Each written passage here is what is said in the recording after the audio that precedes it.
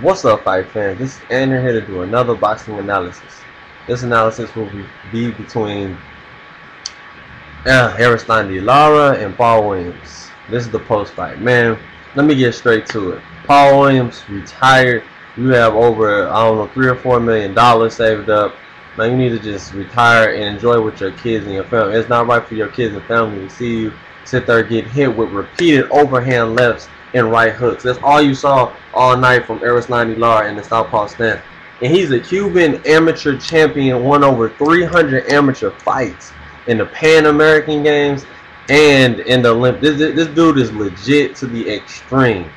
He didn't defect from Cuba from nowhere. Like, this is what you guys need to understand. Just because somebody's from a different country does not mean that they cannot take an American boxer.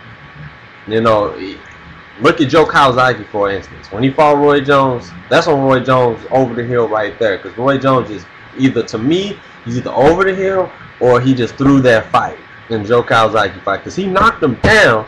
And I don't know if it was the first, second round, but he knocked him down and then just did like this the whole time. So, you gotta tell me what you think. Anything can happen. I don't care where you are from. As long as you bring it the night that you fight, it shows up in the fight. Whatever you did in training shows up, or how much punishment you took in the past shows up in your fights. Paul Williams just needs to retire those right hooks and overhand lefts he was taking all night to the chin.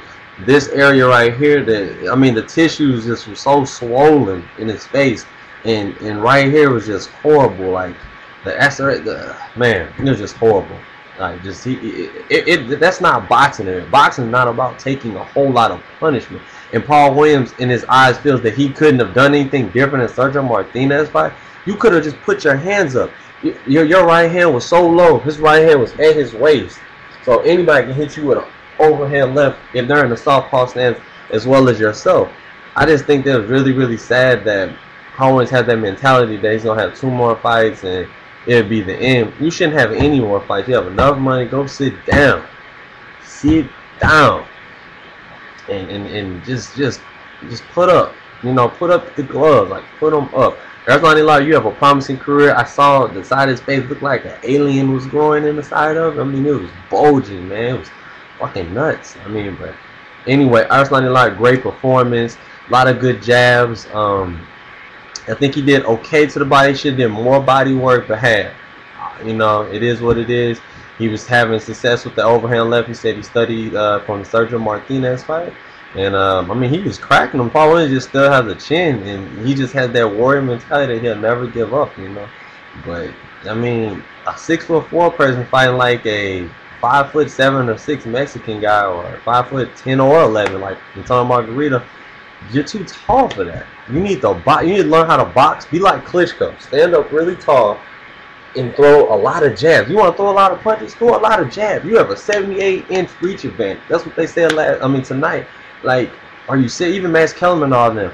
How the hell did Paul Williams win this fight? This is a fucking, like, joke or something. Like, he's a fucking, like, Bandero. Like, all he wants to do is get a check and support his little real estate agent. That's not a boxing to me.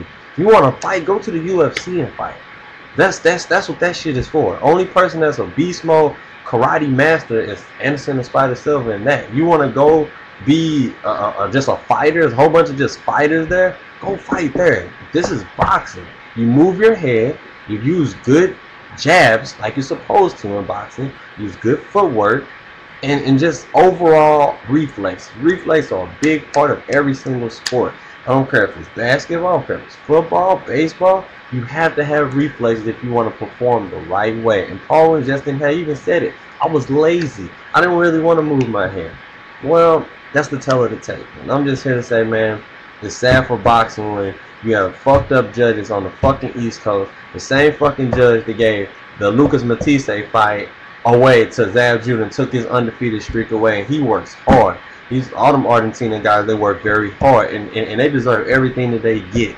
And it's just fucked up that, you know, you got decisions like this. It's just fucking outrage. Just like, I don't know why, but it just seems like from the Midwest to the fucking East Coast, it's always bad fucking decisions. Hometown fucking decisions. How the fuck did Zab Judah beat Lucas Matisse? Really? And Lucas Matisse knocked him down? Really? But he lost? That's why Sergio Martinez has the attitude just to knock everybody the fuck out, because you have to. And Victor Ortiz has the same mentality too. He's not gonna leave it in the judges' hands for what, you know, because the judges will fuck you over. All they want to see anyway is a fucking knockout. And yes, Paul Williams did throw 1,000 punches. I think 1,082, some shit like that, throughout 12 rounds.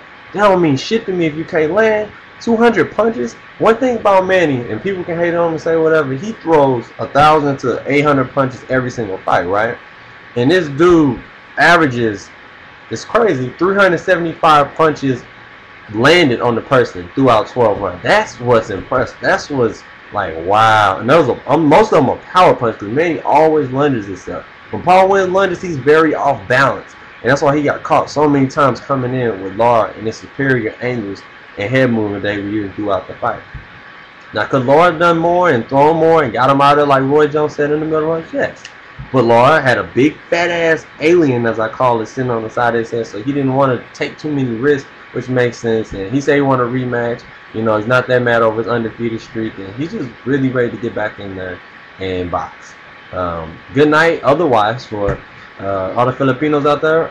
Mercito No Mercy Yesta won his fight. I think it was the first or second round. It was a knockout. Really, really impressive. Mike Lee won. You know, the Notre Dame guy. You had Chris Arreola won by all 12 round decision. It was a very, very, very good fight. He had got rocked in the middle rounds, but he had came back. He came back and did his thing and threw good uppercuts. And I just think Chris Arreola showed that he is a top heavyweight contender right now. And I feel he's just getting better and better. He came in at 236 pounds and he just looks better. Each fight he's getting better. I hope he has another fight soon. I'd love to see the guy fight, man. All you Mexican Americans that are heavyweights, I know you guys are rooting for him. And Mexicans all alike. But one of the biggest shockers tonight, Rico Fagacito. I don't call him Suavecito. There's nothing suave about this man, okay? Fagacito Ramos. I gotta give him a little credit. Nice left hook, but you got lucky as hell. Akifumi Nishioda was doing this thing, and these Japanese boxers come to America to win. Like they're no joke. Even the Tashiaki Nishioka, he can box his ass off.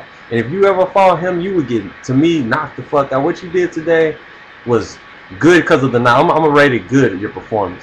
But you threw no punches for about, I don't know, 7, 8 rounds. Like, it was ridiculous. Like, you should never go that many rounds without throwing punches. Like, that's just fucking stupid. This is top level. You were going for a world title. What is wrong with you? You have to throw punches. And you're in a southpaw stance, so, I mean, it's just weird to me not to throw punches. Like, you have to throw.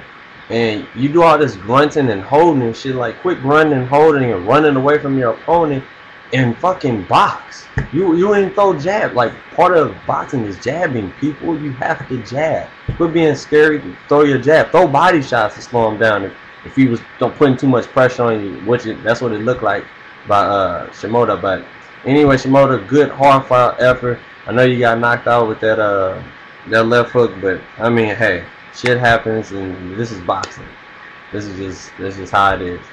But good effort, good fight, and hopefully Rico Ramos faces a Nonito, the Filipino Flash Donaire, who I think is one of the best, if not the best, right now in boxing. Period, pound for pound. Or if he faces anybody like Gamboa, go up to 26, or Juan Manuel Lopez, any of those guys, it's over. Anyway, you guys tell me what you think.